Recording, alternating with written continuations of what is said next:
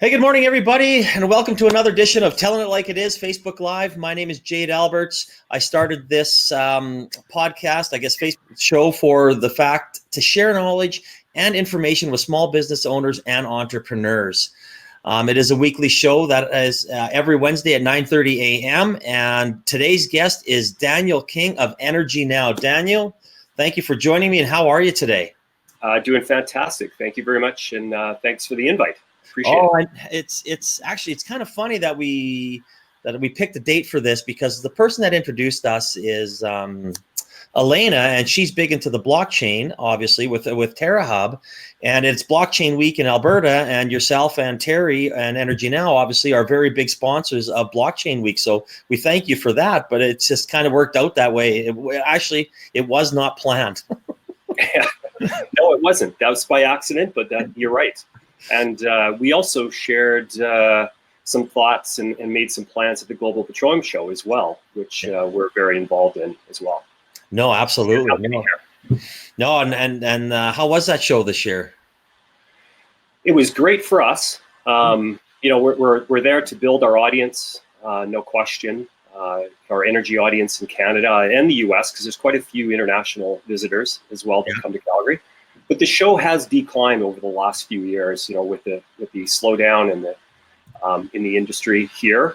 Not only that, they don't get as many international visitors and international exhibitors anymore, just because of the way the economy is. There's just not as much activity going on in the oil patch right now. Yeah, I know. When I was walking, it seemed to be a little, a little smaller, but there seemed to be a lot of attendees, which is what you're looking for. Yeah. Well, perfect for us. Yeah. We're looking to build EnergyNow.ca in Canada and then .com in the US and around the world. Yeah, perfect. And if anybody ever wants to click on those, they are in the content comment section, both EnergyNow.ca and EnergyNow.com. So click on them; it'll take you directly to the website. They're also, as you can see them on the screen. So I'll give a brief introduction to Daniel here, and then we'll get at her. So Daniel's passion is marketing and helping businesses tell their story. He's been working in the marketing and communication industry for over 25 years, providing solutions for clients in various industries such as, obviously, energy, oil and gas, retail, food service, technology. His mission is to bring ideas to every client, whether they have a challenge to overcome or opportunity to explore. His experience allows him to draw from past experiences, but find a unique approach to ensure that every client gets his or her new and exciting marketing solution. He's built 3 successful companies providing marketing, promotions, branding, interactive services, media, and various other key communication elements. So with your 3, we're obviously going to focus on your Energy Now right now. So, you co-founded it about 6 years ago. Please share why you thought the energy needed, one type of voice. It's a great question. And actually, that was 5 years ago. If I do my numbers right. June 2014, we always kind of joke around a little bit. That's a bit about when the start of the downturn happened, was June of 2014. That's when the slide of the prices started going down. Yeah. For that year prior to it, of course, we had no idea. The price of oil was high. People's feelings, the future looked very bright, not only in Canada, but around the world. And that's why we launched it. Why did we? We felt that go back. I owned an agency, a marketing agency that I sold. Then I went and worked for a client of mine in energy. It was an energy service client. Yeah. And I was entrusted to grow and build a sales and marketing team. So one of the first things I did is, where do people get their information? Where does our sales team get their critical information to make great decisions? Because I was used to that in the retail industry. Yeah. And people just said, really, the only go-to place is the Daily Oil Bulletin. So I went back to the owner. I actually checked it out, and it cost money. Every year you had to pay for a subscription. Each person had to pay a subscription. So I kind of thought, wow, that's the only place you can go. And of course, the owner didn't want to spend we had 10 or 12 salespeople. Didn't want to spend that kind of money. So I went to the owner. I said, why don't we develop a free news and critical data platform, and we'll market it with the company. We'll promote it, but we'll offer it for free. And he said, well, no, I don't want to do that. That's not my business. I'm like, no, this is a great marketing idea, but he wouldn't do it. He didn't want to spend the money to develop the website and other pieces to it. So then I went back, said to my wife, I think I got an idea. Things have changed. People are looking for free information. So if I have it, I can build the network, then I can sell advertising. So that's exactly what we did. Second thing is I looked at her and said, what am I going to call it? I said, I don't want oil and gas in the name. I'd like to have energy in the name.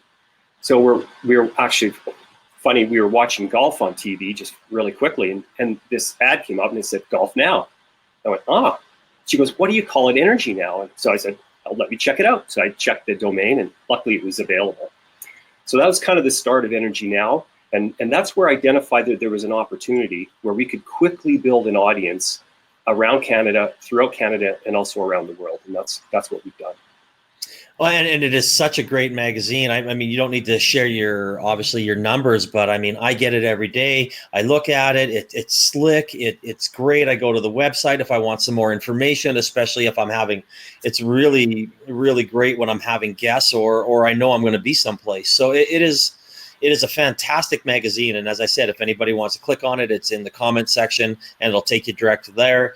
And you can subscribe to it, daily email, boom. I mean, is that how it started, or did it evolve into that process? Well, another great question. Yeah, actually, our vision was not just a news platform or a media platform. Initially, we wanted to create a LinkedIn for the energy industry. We actually had a name called EnergyLink, which again, we owned the domain, and we built a full website. But it was more complex. It was very robust. And then the industry started to turn, and we thought, okay, we got to make things simple. We need to create just a simple platform where there's advertising. So we pushed that kind of quickly to the side. We launched the media site. We launched our daily newsletter.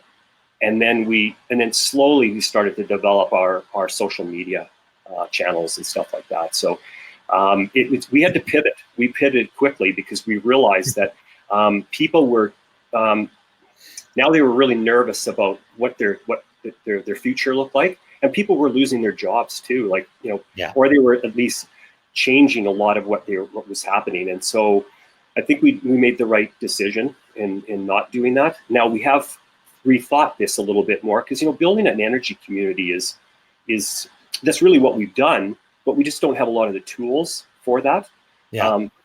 LinkedIn has done a great job for a business platform. So do we really want to go up against LinkedIn? We just use LinkedIn to kind of do that for us. So that's kind of where we're at and what we've done. But with respect to the numbers, I have no problem sharing that. In Canada, we're over 150,000 daily users and subscribers, close to 160, and then almost 100 in the US and worldwide. Wow, that's great numbers. Yeah, and we're adding about at least, I don't know, it depends. Every month's a little bit different, but probably at least 4,000 or 5,000 a month. But that's starting to increase as well. Oh, I mean, that's great. And as you said, I mean, the one thing I like that you said in that answer was, obviously other than the numbers, which are impressive, is being able to pivot something when you realize it might not be working. So many businesses just try and keep going down the same path and saying, okay, it's going to work. It's going to work. It's going to work. And, it works obviously the wrong way, and it could be the demise of a business. So that's good that, you brought up that point of actually pivoting a little bit.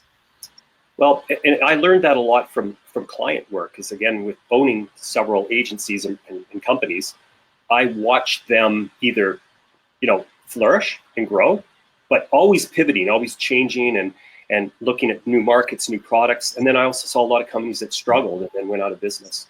Yeah. So, it's like, okay, I better learn something from all of this.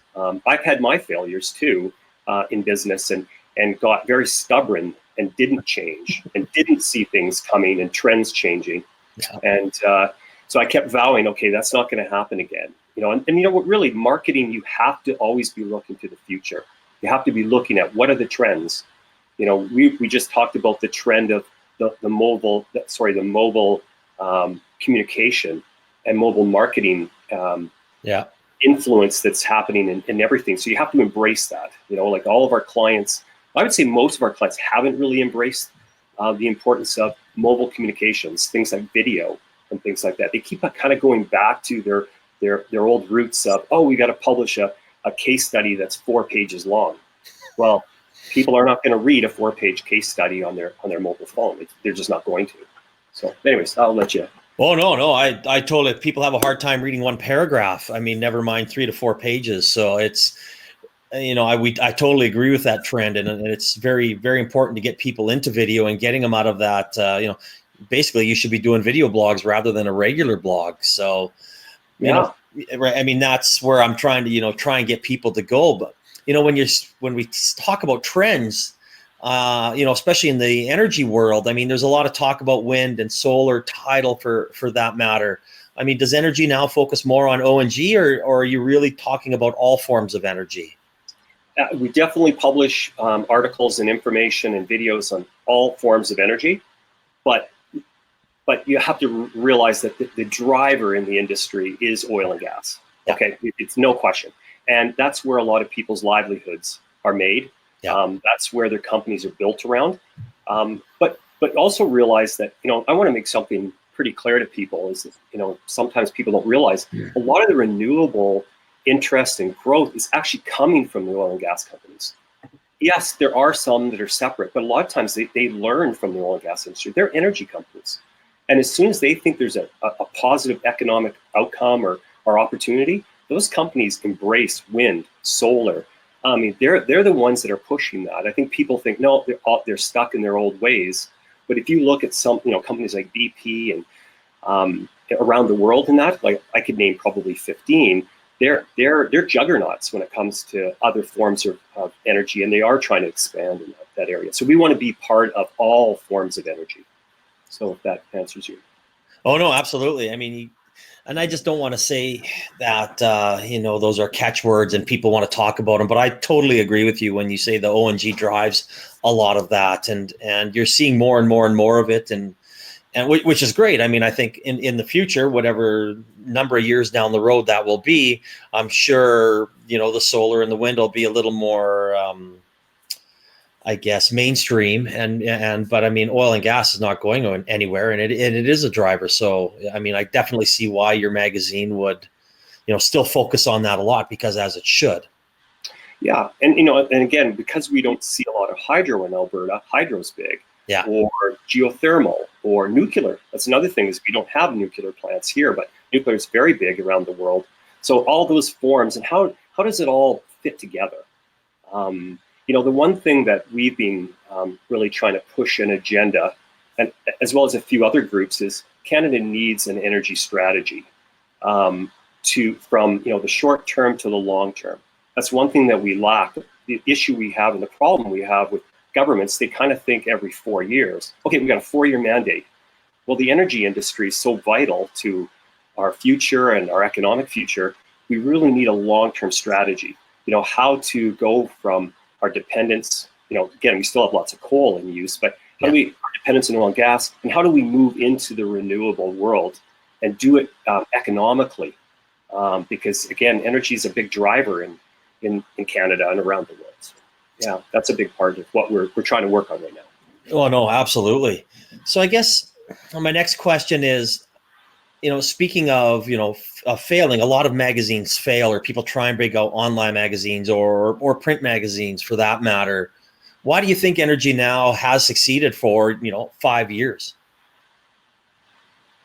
Again, just pivoting.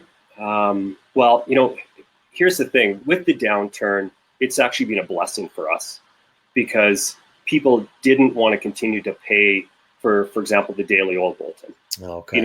Now, paying $1,200 a year, if that's one thing that they can cut out, and they can get basically the same news and information from Energy Now, they're going to do that. And so that's what's happened. We're much bigger now than June Moore Energy or June Moore and Nichols.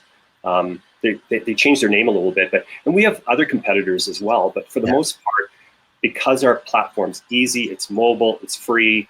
And here's the other thing, 80% of the market wants to spend only 5, 10, 15 minutes getting their news and information at the beginning of the day, or sometime during the day.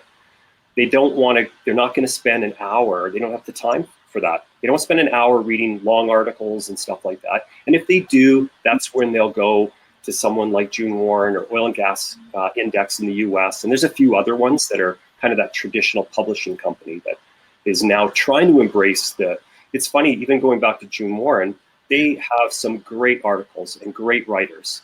We're Yeah. actually partnering more with them because we do like their content. So, but they need a bigger audience. So we're kind of working together and saying, okay, why don't we share some of your content with our audience? And it's working. So yeah, we're excited about that. Oh, and that's, I mean, everybody can work together. It doesn't really matter what it is. I mean, you see oil and gas companies working together in partnerships on different projects around the world. I mean, it doesn't have to be mine and yours. I mean, both can succeed and both have different audiences. So that's really neat to hear. Yeah, and I think it is important. Like we have a lot of important things to say to Albertans, Western Canadian, and across the country with respect to the importance of the energy industry. We need those other media outlets and other companies to work together and get that information out there. You know, really, we don't look at them as real competition. It's all the other distractions out there potentially, or it's the lack of resources. People are still fight the status quo. They don't really understand digital marketing, and and where they think it's like, I'll make a phone call, or it's an old boys network where I can still connect or ask friends to introduce me to. Well, things have changed. The majority of people, we kind of like, there's a changing of the guard. That's what we say. A lot of those older decision makers have retired or they've left. The younger people want to do their homework. They want to do their due diligence. They want to understand, the benefits and what sets companies apart and what's going on in the industry. It's all digital. And so I think that kind of answers your question, is why Energy Now? Like why is it kind of taken off? I think that's the reason, is that we're providing people with a lot of different types of information that they can make better decisions with. Oh, and I agree with that. I mean, your website's fantastic. It's easy to navigate. The information is right. The headlines are right there. It's easy to find. And again, I'm talking with Daniel King of EnergyNow.ca and EnergyNow.com. You can click on the links in the comments section and subscribe to their daily newsletter. It's outstanding.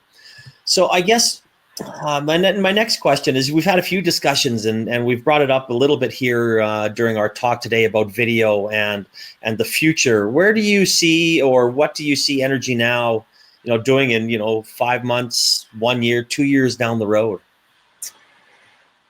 Well, we have to continue to grow the platform digitally. We're actually working on we have a digital directory called Showcase. And that has about 11,000 companies, soon to have about 40 to 45,000 companies in North America. But in the process, in the last few months, we've been rebuilding it. So it's also really, really congruent with our two news platforms, and they can work closer together.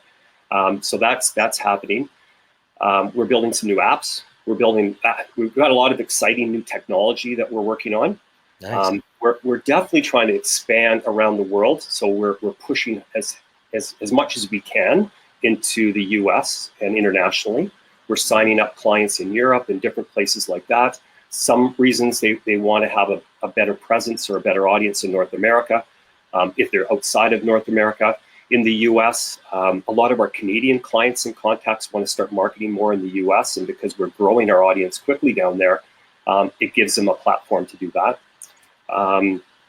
We just have to stay on top of it. I keep saying to our team here is that someone is sitting in an office right now figuring out how they're going to take us out.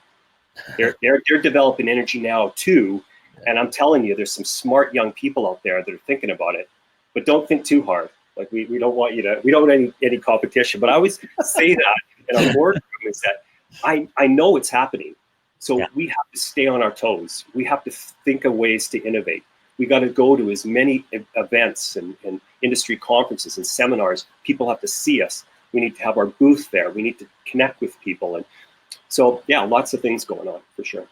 Oh, no, that is exciting. And it's great to hear you say something along the lines of someone's ready to take us out, because no one ever thinks about that. And it doesn't matter what industry you're in, whether it's energy, food, it's just something that everyone thinks status quo. It's going to be going, nice and smooth, and we're going to have this nice little projection of 10% or 15% growth every year. So, Yeah. I mean, it doesn't matter what you are, you have to be thinking about, what's next? How am I going to improve myself? How do I streamline my system? How do I, increase the bottom line? So every little thing has to work together and in all industries. So it's thank you for sharing that. That's such a great point that you brought up. Set your targets high, because if you set them lower, it's very achievable.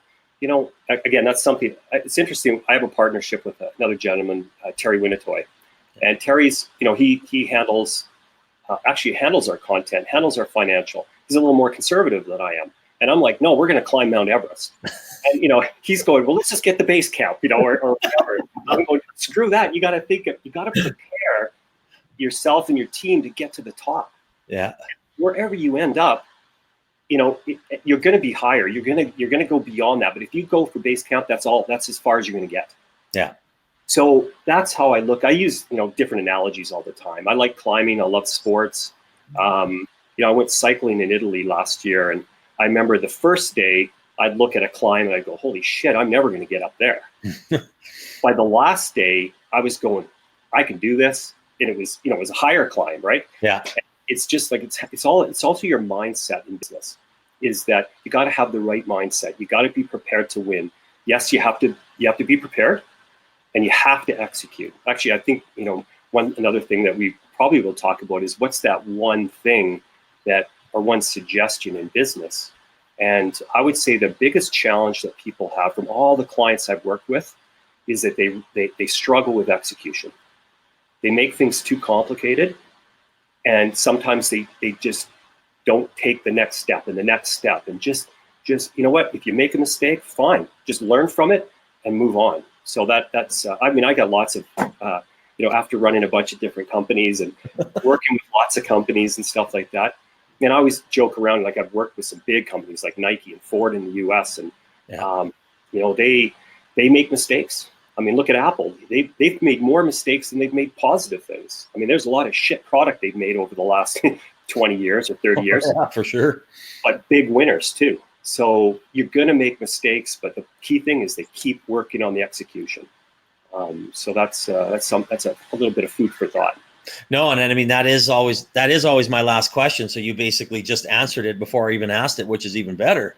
But yeah. I mean, it is amazing how many people will be scared to step outside their little comfort zone, if you want to use analogies, or think outside the box, or think outside the office, whatever you want to do, and they just don't want to have. That's why I truly believe that a lot of these people have a hard time letting grow. People got to let go to grow, and whether you have someone like myself that kind of comes in and is able to, no, let's do this, do that. Oh, that's a great idea. Or no, that's awful. Like, don't do that. Why are you doing it?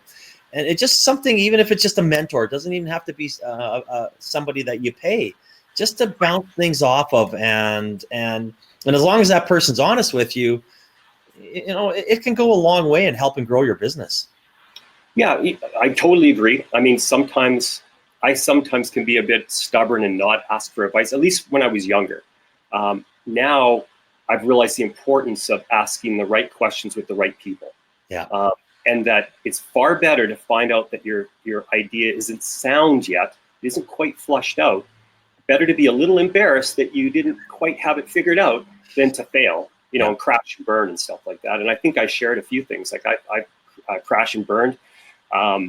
But realize, and learn from it and stuff like that. So, I don't know. Like I said, I have lots of different ideas about what's important for a business. I've owned a bunch of businesses over the last 30 years.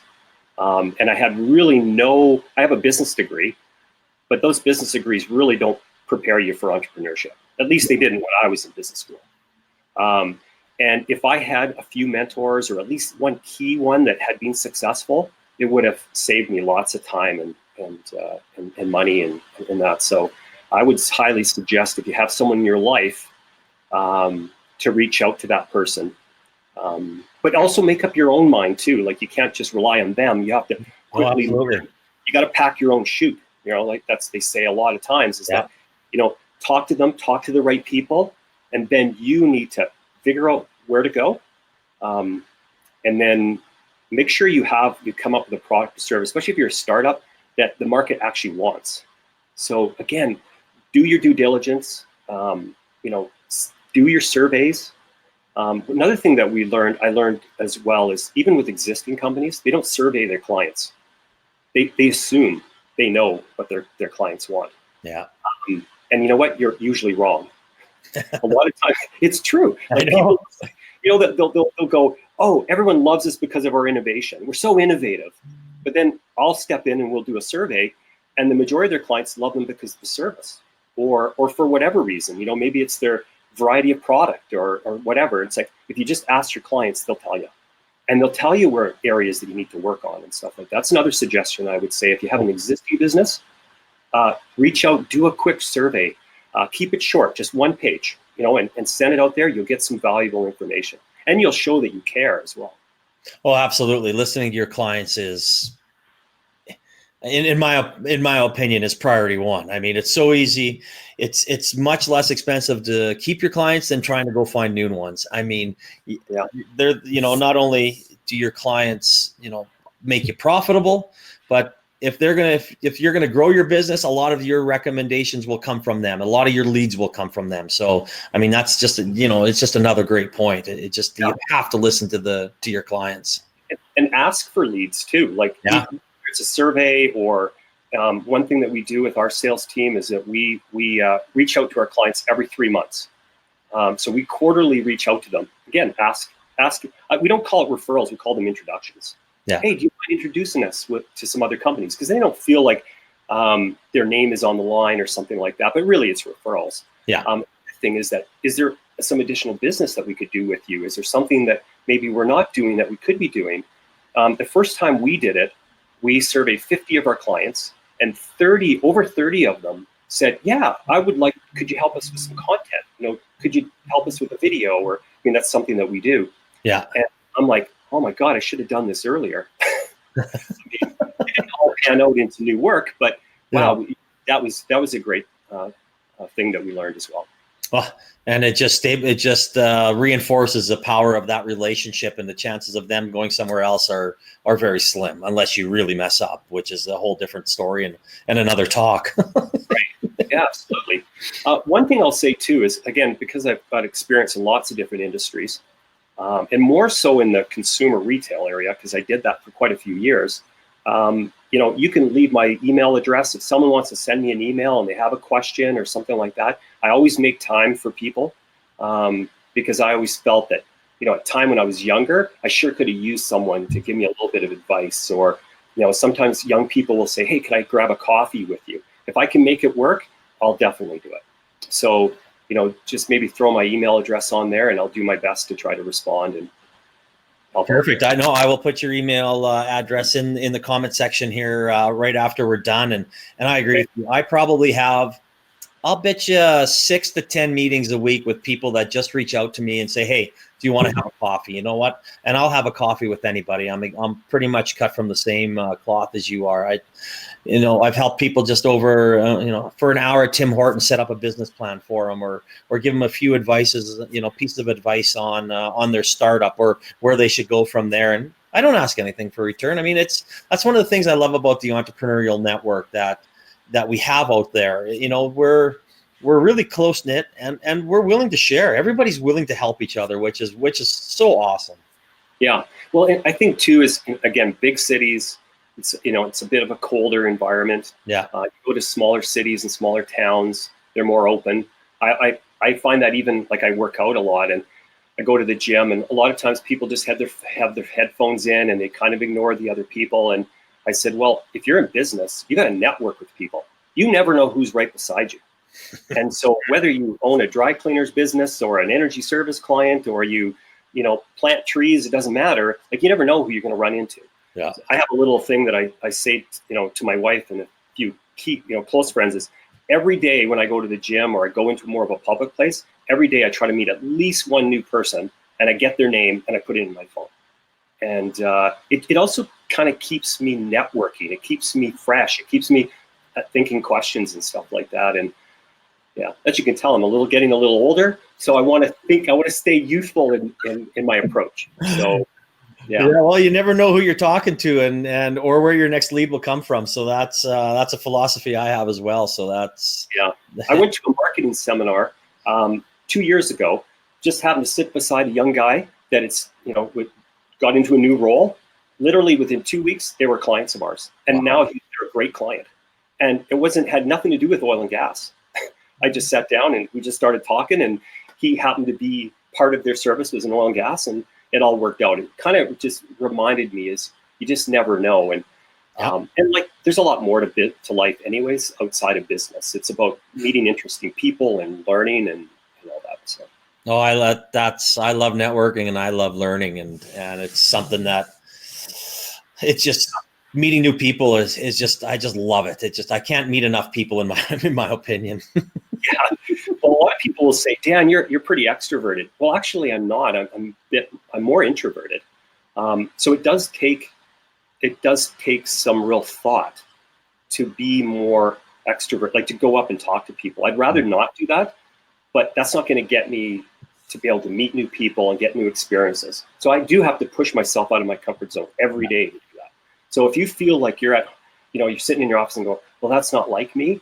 Well, trust me, once you start talking to people, it's easy. Like it really, for most people, some people they're shy, maybe not as easy, but give it, do your best to meet people. Oh, absolutely. I really appreciate you, Daniel, taking time out of your busy schedule and sharing your knowledge, sharing your stories, and coming on and promoting EnergyNow.ca and EnergyNow.com. Thank you so much.